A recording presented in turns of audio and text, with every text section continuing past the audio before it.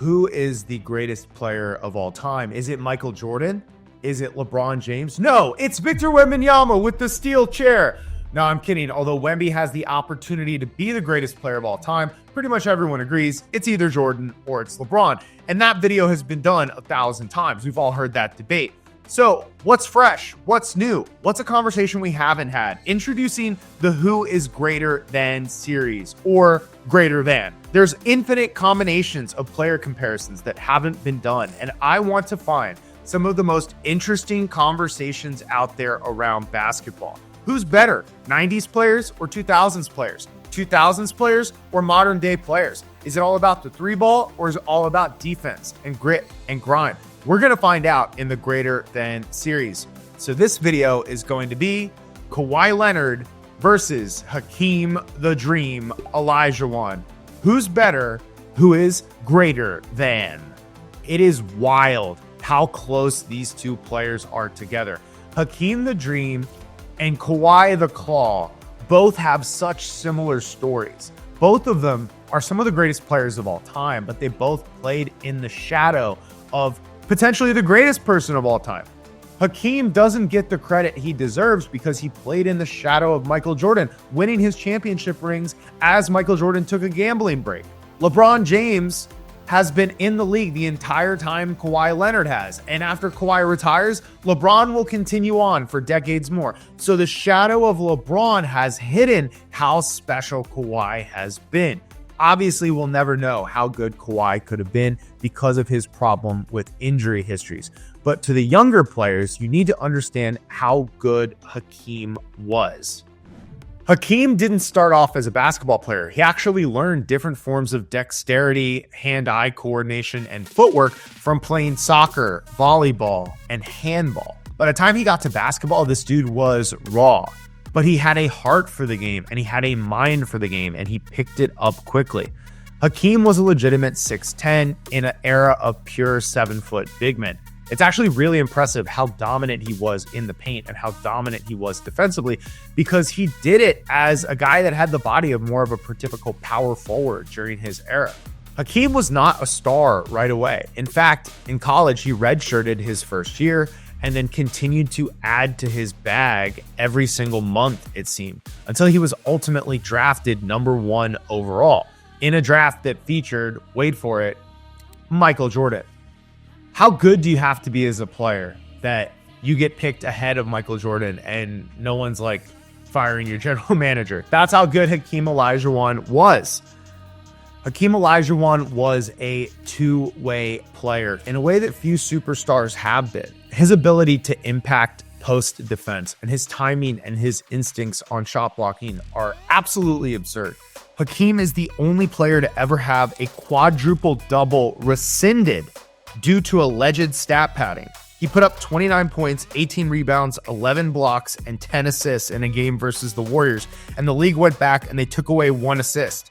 So he ended up 1 assist shy of a quadruple double. And before you cry, he went out a month later and puts up an 18-point, 16 rebound, 11 block, and 10 assist game versus the Bucks. This guy was literally a quadruple double. A thing that we might never see again in the NBA until, oh wait, there's Wembanyama with the steel chair again. Wembanyama breaks so many of these arguments that we can't even include him in these conversations. It's too early. Hakeem was a menace defensively. He was able to cover a ton of ground with his agility. He had amazing timing and amazing reflexes.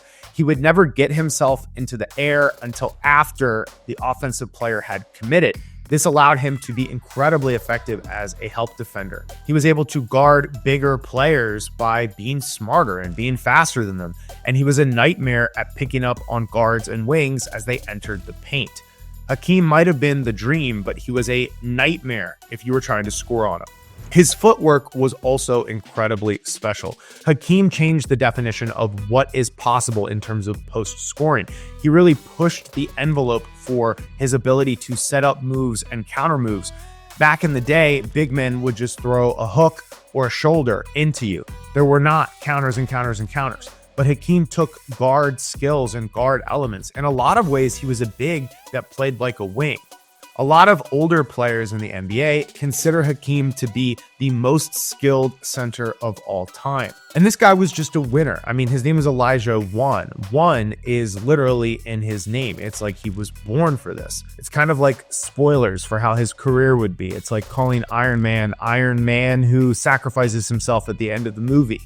Hakeem wasn't just a defensive player, though. He was a deadly offensive threat, in the 90th percentile or better on most offensive metrics. And he remains the only player to ever have MVP, Finals MVP, and Defensive Player of the Year in the same year. In fact, they went back and named the Defensive Player of the Year award after Hakeem. So how does he stack up against Kawhi Leonard? Kawhi Leonard has 2 championship rings, very, very similar to Hakeem Olajuwon. But unlike Hakeem, who went back to back, when you see how far apart and how wildly different Kawhi's rings are, it paints an incredibly different story. Like Hakeem, Kawhi started off slower with his college career. The knack on him was that he didn't have a jump shot and he wasn't much of a creator. But almost like a robot, Kawhi has added to his game every single year in the league, going from the ultimate role player that emerged as more than a defender in the finals run with San Antonio to becoming one of the single greatest offensive juggernauts of all time as he clawed the Toronto Raptors to their first championship. Kawhi is a bucket getter in the purest sense. When he's in the mid-range, he's automatic. He's an assassin. And similar to Hakeem, he has excellent footwork. In fact, in a lot of ways, Kawhi plays more like a big man or more like an old school power forward with his offensive game. It's a lot of using his strength and using this footwork that is very similar to Hakeem to get to his spots to shoot the mid-range. And Kawhi also has a handle. His handle is incredibly underrated. What was a weakness for him when he came into the league has now emerged to be one of his strengths. Look at how fast he can set up these dribble combinations. And most of Kawhi's moves are set up to put him into a scoring threat. Kawhi can pass, and he has these massive hands that allow him to have greater ball control. They call him the Claw because he's capable of doing things like this, literally doing a no-scope steal. The guy didn't see the ball. His killer instinct clicked in, and his giant oven mitt-style hands were able to grab the ball. Because of how big his hands are, Kawhi is able to palm the basketball from all kinds of crazy angles. That generally makes a player a better passer. In fact, Michael Jordan would jump into the air not really knowing what he was doing, and his hands were so big, he had extra time to make a decision. Am I going to pump fake? Am I going to score? Am I going to pass? When you have a smaller hand, like my regular size hands, they're perfectly regular size. Would it be okay if you put your hands on top of mine? Once you start to make the upward motion, you can't just pull the ball down. That's a turnover or a shot. You've already committed to it. Hakeem finished with over 26,000 points in his career, and Kawhi will be lucky to be over half of that. But this goes back to the injury problems that Kawhi has had. It has been very difficult for Kawhi to stay healthy.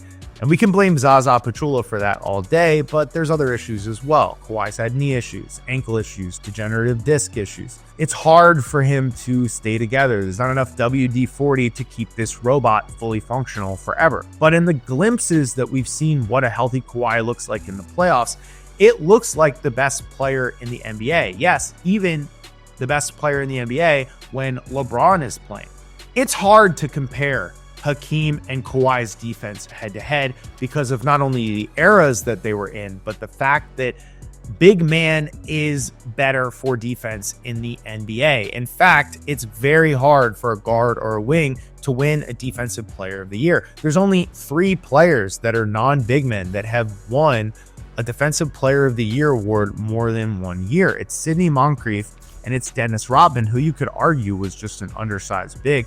That third player is Kawhi Leonard. Kawhi has shown as much defensive impact as a wing player can have. In fact, Kawhi was so good at defense at one point that the Spurs were actually worse on defense when he was in. And if you look at that, you go, how is that possible? It's because they would not even pass the ball to Kawhi's man. Teams had decided to do an offensive strategy of playing 4-on-4 away from Kawhi, and they would have slightly better efficiency because whatever player Kawhi was guarding was just completely locked down. That's something I've never heard of before, and I don't know if we'll see it again until maybe, again, Victor Wembanyama breaks the rule book. In terms of overall defensive impact, though, as good as Kawhi is, you have to understand that everything came down to big men in the era that Hakeem played. The entire defensive scheme was designed to funnel players into the paint, where Hakeem would clean up people's mistakes. Hakeem not only covered for other players' mistakes, but he guarded some of the most dominant players of his time, which were big men, effectively winning his matchup 9 times out of 10. And to talk about Hakeem winning his matchup, you can just look at what he did to David Robinson. What Hakeem did to David Robinson was so unbelievably graphic, you couldn't show it in a P. Diddy trial. He had him locked in a torture chamber. Every time David Robinson thought he knew what Hakeem was going to do next, he hit him with an M. Night Shyamalan, and he was gone. That's the definition of winning your matchup. And while Kawhi wins his matchup more often than not, it's hard for him to win his matchup and carry an entire defensive structure. In fact, the story of teams playing away from Kawhi and playing 4-on-4 has not been recreated by Olajuwon. Because of his ability to cover the entire paint, you could not game plan for him. You could not ignore him in the same way that you could stay away from Kawhi's defense. Offensively, though, Kawhi takes this. Kawhi was and is the better offensive player. He's a threat from everywhere on the court, able to take guards and wings into the post, able to shoot outside at a highly effective rate with a wider variety of ways to score and the ability to pass. Hakeem came into the league a bad passer, and while he developed that skill throughout his career, he was never an elite passer. And while Kawhi, later in his career, is not an elite passer, he's definitely in the above average to good category. Offensively, it goes to Kawhi. He does not need guards to set him up or get him the ball in premium spots, and it's less effective double teaming Kawhi. So this is tough. Who is greater than? I have to make a decision in every one of these videos. Don't forget to like and subscribe if you haven't already. Jump in the comment section and tell me who you want to see in a greater than video. This is an incredibly tough decision, but I'm going to go with Kawhi Leonard. His career has a similar amount of accolades, even though he has been plagued by injuries. You can't talk about Kawhi Leonard's legacy without using the words, what if? What if Kawhi was fully healthy? We might look at 3 rings or 5 rings. But part of Kawhi's legacy is still untold. He could still win another ring or even 2 if the chips fell down correctly. We know the totality of Hakeem's career, and it's an incredible career, top 15 player of all time. But we know how good Kawhi Leonard was when he was healthy. And I don't want to take away from him the peak of his career because he wasn't able to have the durability. And this goes back, do you value durability? You're probably going to say LeBron is the greatest player of all time. If you value peak, you're probably going to say Jordan is the greatest player of all time. For me, in this argument, seeing similar amounts of rings, similar amount of finals MVPs, defensive player of the year awards on both sides, I'm going to go with Kawhi because he did more with less time. That's going to do it for this video. What do you think? Am I an idiot? Do you like this series? This is the Trash Talk channel out.